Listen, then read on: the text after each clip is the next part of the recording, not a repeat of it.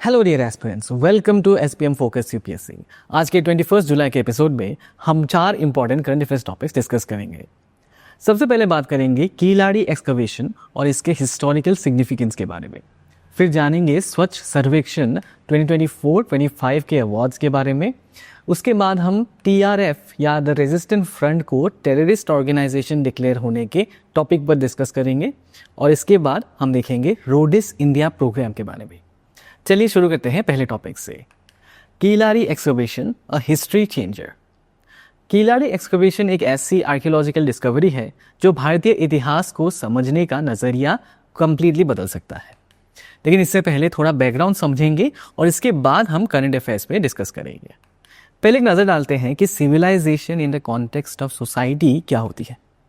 Civilisation का मतलब है एक ऐसी सोसाइटी जहाँ गवर्नेंस, सिटीज़, ट्रेड, राइटिंग और कल्चर स्ट्रक्चर्ड फॉर्म में डेवलप होती है। एक एडवांस सिविलाइजेशन के कुछ की एलिमेंट्स होते हैं, जैसे गवर्नमेंट एंड एडमिनिस्ट्रेशन जो कॉम्प्लेक्स सोसाइटीज़ को मैनेज कर सके, अर्बनिज्म यानी टाउन प्लानिंग, वाटर मैनेजमेंट और सिटी डेवलपमेंट, क्राफ्ट्स जिसमें रॉ मटेरियल से फिनिश गुड्स बनाए जाते हैं, और साथ ही एडवांस सिविलाइजेशंस में कुछ नोटेबल फीचर्स भी होते हैं, जैसे इंटरनल और external trade systems, writing for communication and record keeping, shared culture ideas जैसे आर्ट, आर्किटेक्चर और सोशल कस्टम्स। इंडियन सबकॉन्टिनेंट की बात करें तो सबसे पहला नोन अर्बन सिविलाइजेशन था हड़प्पा या इंडस वैली सिविलाइजेशन, जो 2600 BC से 1900 BC के बीच मैच्योर फेज में था। ये प्रेजेंट डे पाकिस्तान और नॉर्थ वेस्ट इंडिया में स्प्रेड थी और town planning, drainage systems, writing और ट्रेड जैसे फीचर्स इसके हॉलमार्क थे। उसके बाद आया वैदिक पीरियड 1500 BC से 500 BC के बीच में। हिस्टोरियंस का कहना है कि इस दौरान इंडो आर्यन स्पीकिंग लोग भारत आए और उनका यहाँ की एग्जिस्टिंग पॉपुलेशन के साथ इंटरेक्शन हुआ। वेदास लिखे गए, वर्ण सिस्टम डेवलप हुआ और एक सोशल हायरार्की बनी, ब्राह्मण, क्षत्रिय, वैश्य और शूद्र के रूप में। इस टाइम पे इकोनॉमी प्राइमरीली एग्रेरियन थी और 1000 BC के आसपास आयरन की डिस्कवरी हुई जिसने एक्सपांशन और सेटलमेंट को बूस्ट किया था। अब बात करते हैं कीलाड़ी की। ये एक विलेज है मदुरई से 12 किलोमीटर साउथ ईस्ट में वैगई रिवर के किनारे तमिलनाडु के शिवगंगा डिस्ट्रिक्ट में। यहाँ 2015 में ASI ने एक्सकवेशन शुरू किया था और तब से ये एक one of the most significant archaeological discoveries बन गई है। अब सवाल ये है कि कीलाड़ी एक्सकवेशन से हमें क्या मिला। एक urban settlement, Tamil Brahmi inscriptions वाली पॉटरी और ट्रेड लिंक्स विद रोमन्स, ये सब यहाँ से मिले आर्टिफैक्ट्स बताते हैं। कार्बन डेटिंग से पता चला है कि यहाँ का एक थ्राइविंग अर्बन सोसाइटी था 600 BC से 100 CE के बीच में, यानी ये लेटर वैदिक पीरियड के पैरेलल थी और मौर्यन एम्पायर से भी पुरानी थी। तो ये एक्सकवेशन काफ़ी सिग्निफिकेंट है from a few notable perspectives. पहला, ये north India centric historical narrative को चैलेंज करता है।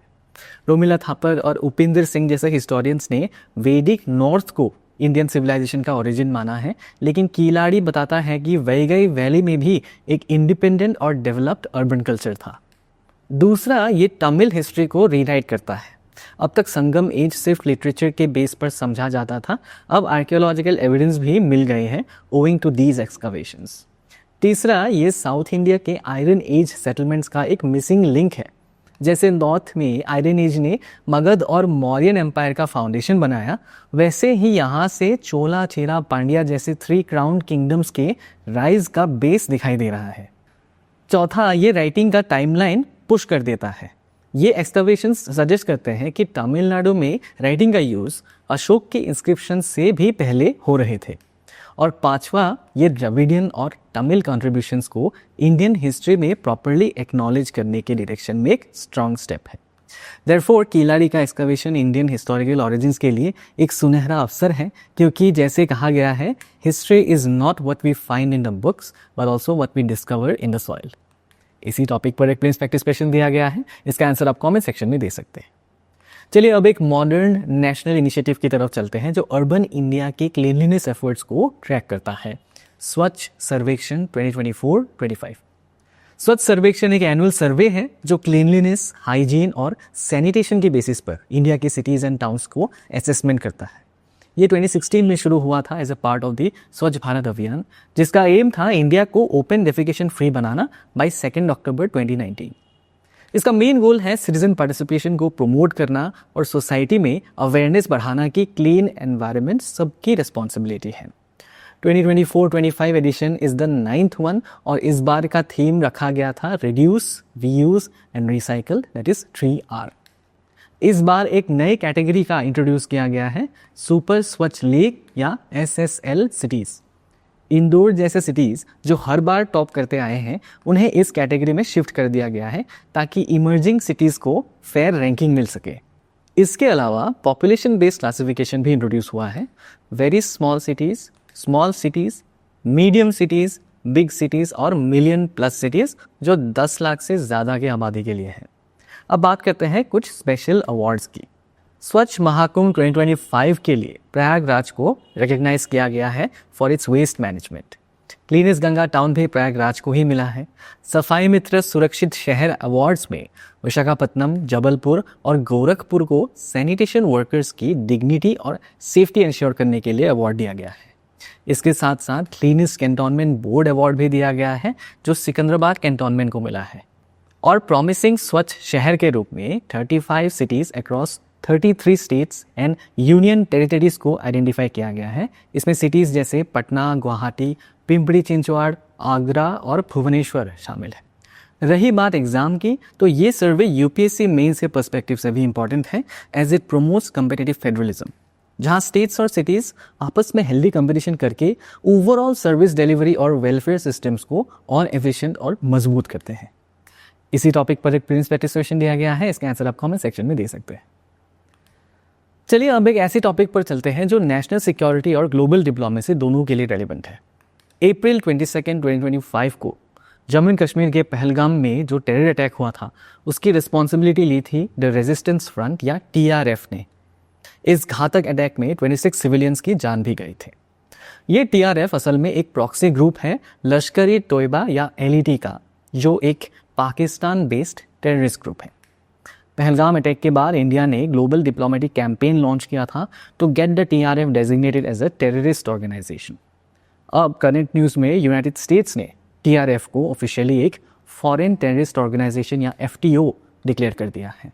ये डेजिग्नेशन इंडिया US का काउंटर टेरर कोऑपरेशन डीपेन होने का सिग्निफिकेंस दिखाता है। US के इस डेजिग्नेशन से TRF के फंडिंग, आर्म्स प्रोक्योरमेंट और इंटरनेशनल सपोर्ट पर डायरेक्ट इफेक्ट पड़ेगा जो रीजनल और नेशनल सिक्योरिटी के लिए ज़रूरी है। इसी टॉपिक के बेसिस पर एक पुलिस प्रैक्टिस क्वेश्चन दिया गया है, इसका आंसर आप कमेंट सेक्शन में दे सकते हैं। आखिर में बात करते हैं एक यूनिक साइंटिफिक इनिशिएटिव की जो वाइल्ड लाइफ कंजर्वेशन और क्राइम ट्रैकिंग दोनों में हेल्प करता है, रोडिस इंडिया प्रोग्राम। रोडिस का मतलब है rhino DNA index system India. ये प्रोग्राम 2016 में शुरू किया गया था by ministry of environment, forest and climate change in collaboration with wild life institute of India, WWF India और आसाम, वेस्ट बंगाल और UP के फॉरेस्ट डिपार्टमेंट्स के साथ। इस प्रोग्राम का मेन गोल है एक नेशनल DNA डेटाबेस बनाना for all rhinos in India. ये DNA mostly seized rhino horns से एक्सट्रैक्ट किया जाता है ताकि पोचिंग और वाइल्ड लाइफ क्राइम इन्वेस्टिगेशंस में हेल्प मिले। रोडिस ओरिजिनली साउथ अफ्रीका में स्टार्ट हुआ था और इंडिया ने इसी मॉडल को अडॉप्ट किया है। अभी के अपडेट के मुताबिक आसाम में 2573 राइनो हॉर्न्स से DNA सैंपल्स लिए गए हैं जिनका जेनेटिक एनालिसिस शुरू हो गया है। ये सब रोडिस इंडिया की DNA डेटा लाइब्रेरी में इंक्लूड किए जाएंगे।